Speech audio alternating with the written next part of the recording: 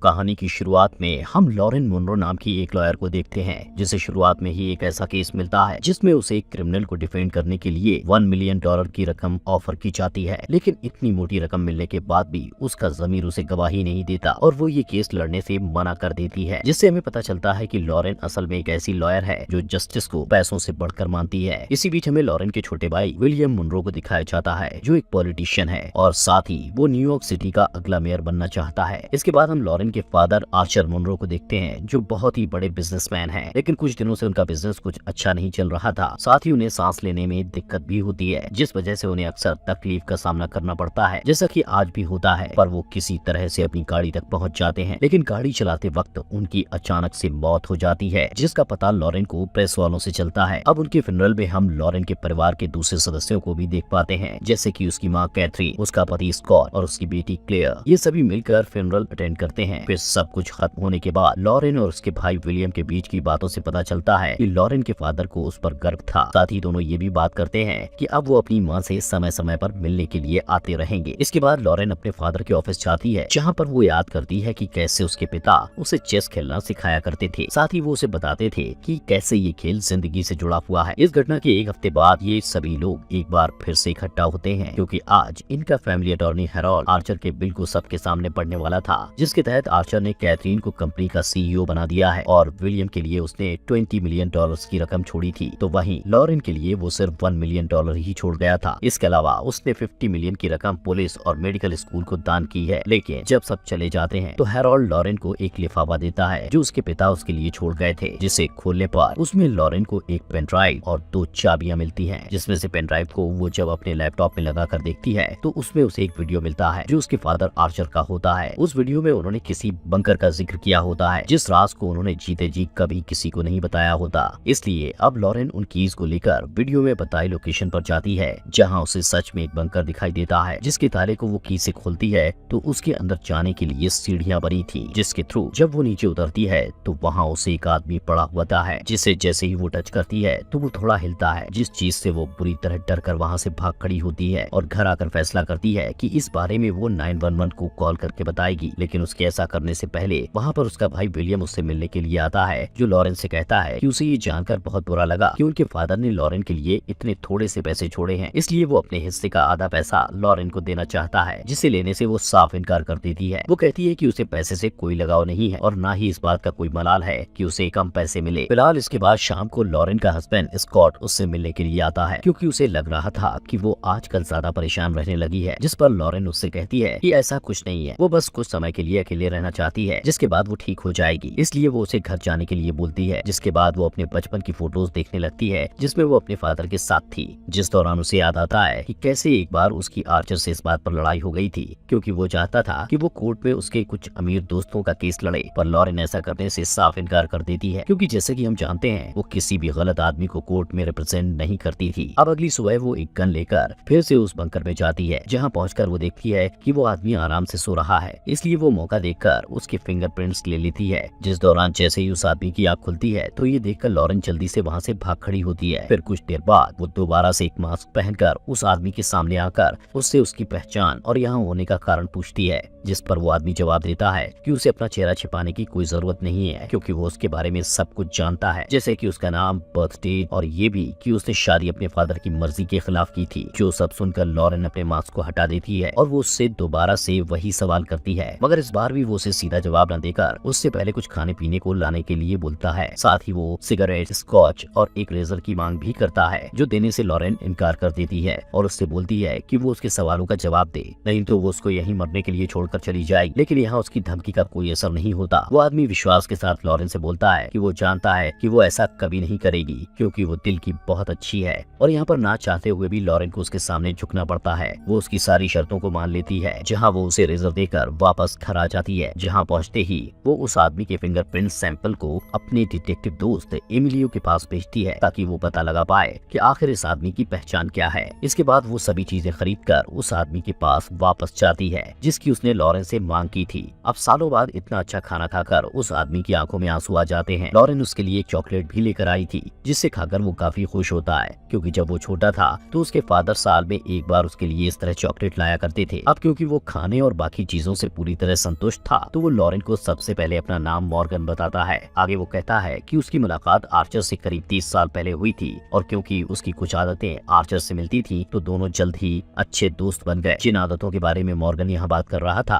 वो असल में गैम्बलिंग, ईगो और लड़कियां थी, जिसकी बदौलत दोनों जल्द ही दोस्त से बिजनेस पार्टनर बन गए। अब एक रात जब वो और आर्चर एक पार्टी से काफी ड्रिंक करने के बाद ड्राइव करके घर की तरफ लौट रहे होते हैं, तो रास्ते में गलती से आर्चर एक आदमी को गाड़ी से कुचल देता है, जिससे उसकी मौके पर ही मौत हो जाती है। अब यहाँ मॉर्गन बोलता है कि उन्हें ये सब पुलिस को बताना चाहिए, लेकिन आर्चर उसे ऐसा करने से रोकता है, क्योंकि उसका मानना था कि ये होते हुए किसी ने नहीं देखा, इसलिए उन्हें इस आदमी की लाश को दफना देना चाहिए। अब अपने कहे मुताबिक आर्चर उस आदमी की लाश को जमीन में काट देता है। ये देख मॉर्गन पुलिस को फोन लगाने लगता है, पर यहाँ उसे ऐसा करते देख आर्चर उसको मारकर बेहोश कर देता है। फिर तभी से उसने मॉर्गन को इस जगह पर कैद करके रखा हुआ है। इसके आगे मॉर्गन लॉरेन से उसके फादर के कुछ और सीक्रेट शेयर करता है, जैसे कि उनका एक सोफिया नाम की लेडी से अफेयर चल रहा था, क्योंकि उसमें आर्चर को वो सब नजर आता था जो कि कैथरीन में नहीं था। जिस बात पर लॉरेन मॉर्गन से बोलती है कि वो झूठ बोल रहा है, उसके फादर ऐसे बिल्कुल भी नहीं कर सकते। यह मॉर्गन उसे सोफिया का एड्रेस देते हुए कहता है कि वो खुद जाकर पता लगा ले। साथ ही वो ये भी बताता है कि उसके फादर के सभी कच्चे चिट्ठे के बारे में हैरोल्ड को हमेशा से पता था। जिस बात से चिढ़कर लॉरेन बाहर आ जाती है और वो तुरंत एमिलियो को कॉल करके मॉर्गन नाम के आदमी के बारे में सब कुछ पता लगाने के लिए कहती है। जिसके बाद वो मॉर्गन के दिए पते पर जाकर सोफिया से मिलती है, जो उसके पूछने पर रिवील करती है कि वो आर्चर से एक पोकर गेम के दौरान मिली थी। अब इन्हीं सब बातचीत के दौरान लॉरेन को वहाँ एक लड़के की फोटो नजर आती है, जिसके बारे में सोफिया से पूछने पर पता चलता है कि असल में वो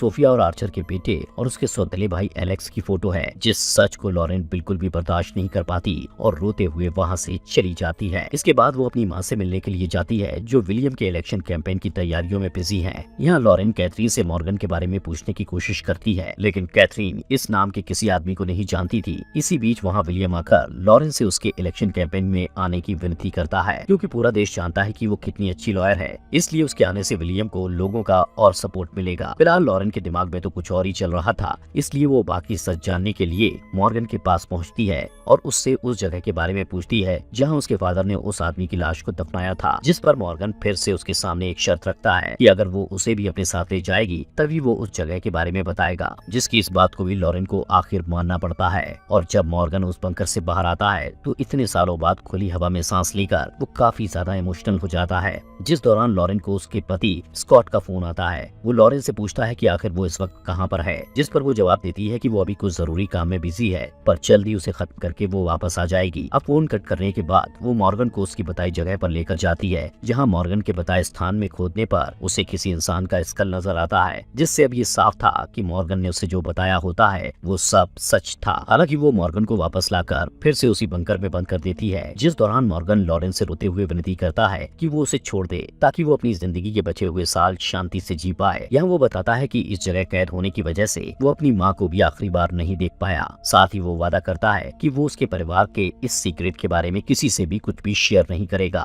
लेकिन उसके इतना विनती करने के बावजूद चाहते हुए भी लॉरेन उसे आजाद नहीं कर सकती थी, क्योंकि इससे उसके परिवार को खतरा था। इसलिए वो उल्टा मॉर्गन से माफी मांगकर उसे वहीं कैद करके चली जाती है। फिर वो अपने भाई विलियम से जाकर मिलती है, जिससे वो एक केस का बहाना करके पूछती है कि अगर किसी को आपके सीक्रेट के बारे में पता हो तो उस आदमी को कैसे रोका जा सकता है। यह उसकी इस बात का जवाब देते हुए विलियम उससे बोलता है कि अगर कोई उसका सीक्रेट जानता है और उसके बाहर आने से उसकी जिंदगी तबाह हो सकती है, तो वो उस आदमी को बिना कुछ सोचे मरवा कर कहीं गायब करवा देगा। अब क्योंकि लॉरेन दिल की अच्छी थी, इसलिए वो एक बैग लेकर मॉर्गन से मिलने के लिए जाती है, जहाँ वो उससे कहती है कि अगर उसने उसको यहाँ से आजाद कर दिया तो वो उससे वादा करे कि वो पूरी तरह से यहाँ से गायब हो जाएगा। जिस बात पर मॉर्गन हामी भरते हुए कहता है कि जितने साल उसकी उम्र नहीं होगी उससे ज्यादा समय उसने इस बंकर में गुजारा है, इसलिए यहाँ से आजाद होने के बाद वो गलती से भी इस जगह को पलट कर नहीं देखेगा। अब उसकी इस बात को सुनकर मॉर्गन उससे बोलती है कि उसे आज शाम को वो उसे यहाँ से आजाद कर देगी। अब वो हैरोल्ड के पास जाकर उससे एक प्राइवेट जेट और काफी सारे पैसे प्लस पासपोर्ट का इंतजाम करने के लिए कहती है, जिस पर हैरोल्ड उससे पूछता भी है वो किसके लिए ये सब मांग रही है, पर लॉरेन उसे कुछ भी नहीं बताती। फिर वो मॉर्गन से जाकर उससे अपना हुलिया बेहतर करके मिलती है, जिस दौरान वो मॉर्गन से पूछती है कि क्या फादर ने कभी तुमसे मेरे बारे में जिक्र किया है। इस पर वो बताता है कि तुम्हारे फादर को तुम पर गर्व तो था,